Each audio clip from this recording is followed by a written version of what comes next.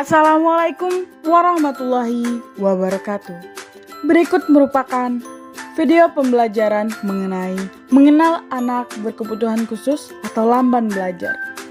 Video pembelajaran ini dibuat oleh kelompok 6 dari kelas A1 2019 Pendidikan Sejarah yang beranggotakan Lita Widya, Maulida Rusdiana Zuriyah, Nurul Mila Anggriani, dan Tri Wahyudi Saleh. Assalamualaikum warahmatullahi wabarakatuh. Perkenalkan, nama saya Nurul Mila Anggriani dari kelompok 6 kelas A1 Pendidikan Sejarah. Di sini kelompok kami akan membahas tentang materi yang berjudul Mengenal Anak Berkebutuhan Khusus atau Lamban Belajar. Di pembahasan kami pada hari ini memuat materi yang pertama ada definisi anak lamban belajar, yang kedua penyebab anak lamban belajar, yang ketiga karakteristik anak lamban belajar, dan yang keempat prinsip atau strategi mengajar anak lamban belajar. Baiklah, materi pertama yang akan saya sampaikan yaitu definisi lamban belajar atau slow learner. Anak lamban belajar itu dikenal dengan istilah slow learners, backward, dull, atau borderline. Jadi anak lamban belajar ini berbeda dari anak yang mengalami retardasi mental, underachiever, ataupun anak berkesulitan belajar, learning disable. Beberapa ahli mengidentifikasi anak lamban belajar berdasarkan tingkat kecerdasan atau hasil tes IQ. Pelajar lamban atau slow learner adalah anak yang memiliki kemampuan atau potensi di bawah rata-rata dan memiliki intelektual di bawah anak normal pada umumnya.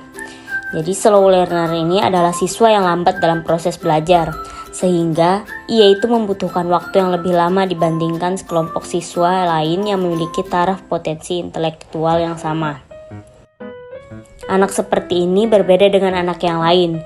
Jadi pelajar lamban ini membutuhkan waktu yang sangat lama dalam mengerjakan sesuatu dibandingkan dengan anak normal yang pada umumnya ia memiliki kelemahan dan menguasai materi pembelajaran dengan cepat dan memiliki prestasi di bawah anak normal pada umumnya.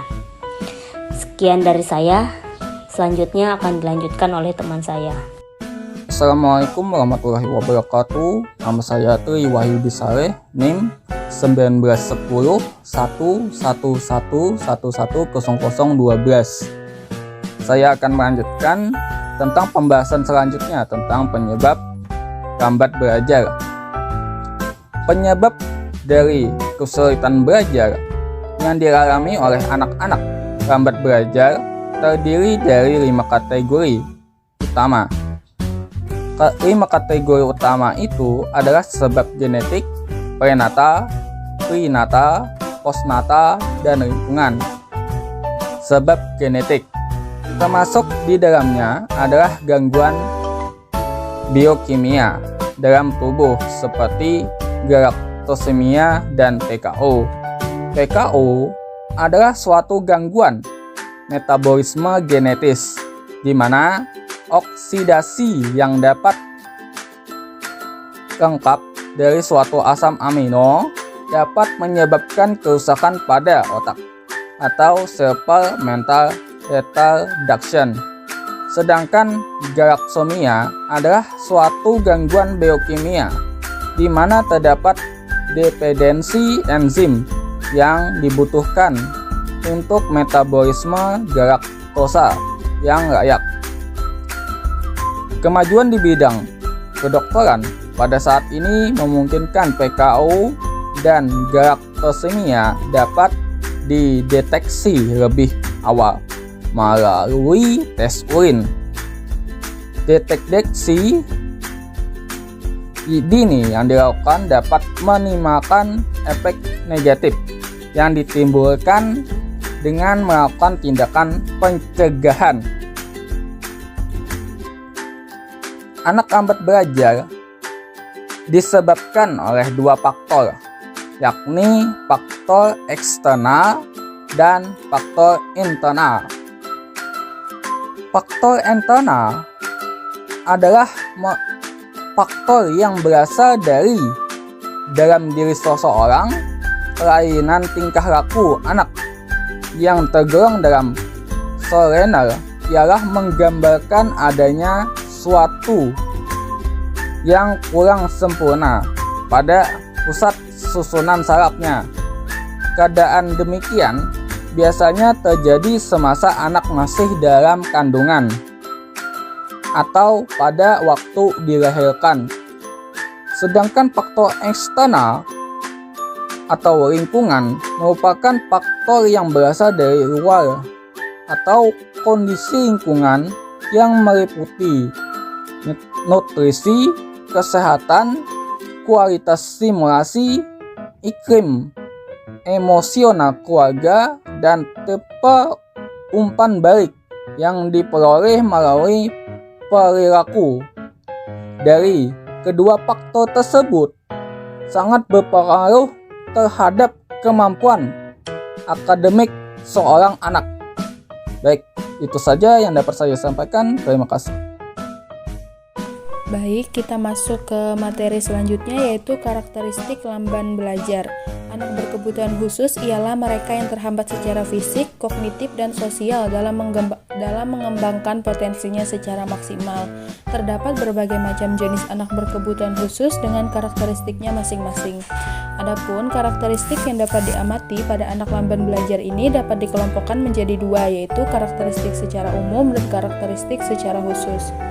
Karakteristik secara umum ini meliputi A. Rata-rata prestasi belajarnya rendah, yaitu kurang dari 6. B. Dalam menyelesaikan tugas-tugas akademik sering terlambat apabila jika dibandingkan dengan teman-teman seusianya. C. Daya tangkap yang rendah terhadap pembelajaran. D. Tidak pernah naik kelas.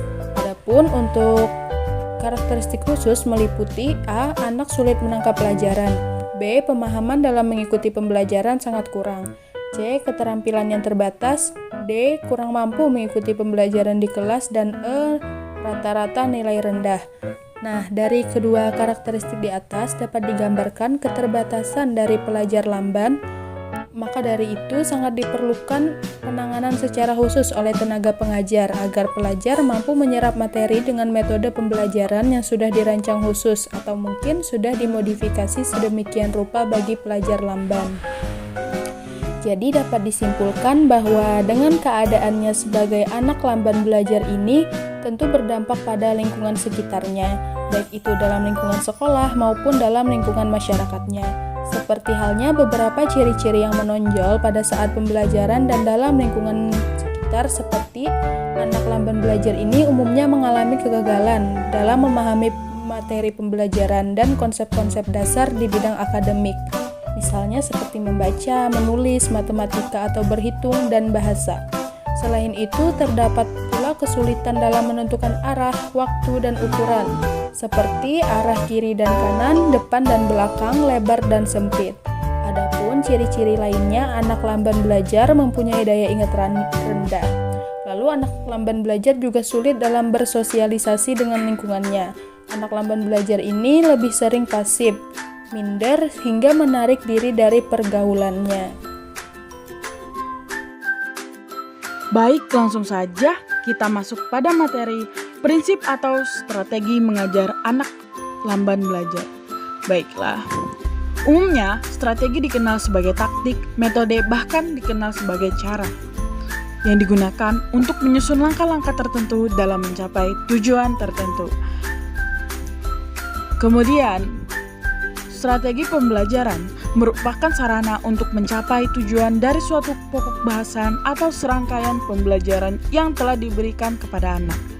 Penerapan strategi pembelajaran pada pendidikan merupakan acuan dasar dalam melaksanakan proses pembelajaran, sehingga lebih tertata dan tepat dan pada hasilnya yang dicapai sesuai dengan rencana yang telah ditentukan. Adapun beberapa langkah-langkah yang dapat dijadikan acuan guru dalam mengajar anak lamban belajar sebagai berikut. Yang pertama, yakni melakukan pendekatan kepada anak. Pendekatan merupakan salah satu strategi yang digunakan oleh guru kepada anak didiknya. Guru harus tahu kedekatannya dengan peserta didik. Guru harus bisa memposisikan dirinya dengan peserta didik dan juga melakukan yang terbaik terutama kepada anak yang mengalami lamban belajar. Yang berikutnya yakni penyampaian materi secara berulang-ulang. Anak slow learner adalah anak yang mengalami kesulitan dalam belajar dan juga menangkap materi yang disampaikan. Anak slow learner memerlukan waktu yang lama dalam menerima materi dibandingkan dengan anak-anak biasa lainnya. Dengan demikian, guru harus mengerti bagaimana cara yang harus dilakukan untuk menangani anak yang slow learner dengan menyampaikan materi secara berulang-ulang sehingga anak mampu memahami materi tersebut. Baik, yang berikutnya yakni bersikap sabar. Dalam mengajar, tidak sedikit kendala yang ditemukan oleh seorang pengajar. Dalam menolong dan juga melayani peserta didik, guru mesti memiliki kesabaran dalam memberikan materi kepada peserta didik dan tidak menyamaratakan kemampuan anak satu dengan kemampuan anak lainnya. Baik, yang berikutnya yakni mengenal pribadi peserta didik. Guru yang mengajar di dalam kelas terlebih dahulu memahami dan juga mengenal tiap-tiap kepribadian anak. Perlu bagi guru untuk memahami bagaimana peserta didik dalam belajar dan juga menyerap materi yang telah diberikan. Baik, yang berikutnya yakni senantiasa memberikan motivasi kepada anak. Motivasi merupakan salah satu tonggak pendorong memberikan semangat kepada peserta didik dalam belajar. Ketika guru yang mengajar di dalam kelas memberikan suatu motivasi kepada anak didiknya, terutama kepada anak yang mengalami masalah dalam belajar, maka itu akan membantu minat dan juga semangat belajar untuk mendapatkan hasil demi mencapai tujuan pembelajaran. Baik, yang berikutnya yakni memberikan perhatian terhadap anak. Guru yang baik harus berusaha memberi perhatian khusus kepada anak yang berkebutuhan khusus maupun anak yang biasa. Dalam hal ini, guru yang mengajar dalam kelas tidak membedakan perhatiannya kepada anak satu dengan anak yang lainnya. Baik, yang berikutnya yakni mampu menerima keberadaan anak. Salah satu cara menangani anak slow learner adalah menerima keberadaan mereka dengan apa adanya, bukan karena ada apanya. Walaupun kemampuan yang mereka miliki tidak sama dengan anak yang normal, guru yang mengajar menerima keberadaan anak yang slow learner di dalam kelas harus dilakukan. Jadi, berdasarkan strategi atau langkah-langkah yang harus dilakukan guru dalam mengajar anak lamban belajar, dapat disimpulkan bahwasannya sikap yang dikehendaki ialah diharapkan guru perlu melakukan pendekatan kepada anak. Penyampaian materi dilakukan secara berulang-ulang dan juga guru perlu sabar untuk mengenal peserta didik serta memberikan motivasi, perhatian, dan juga menerima keberadaan anak tersebut.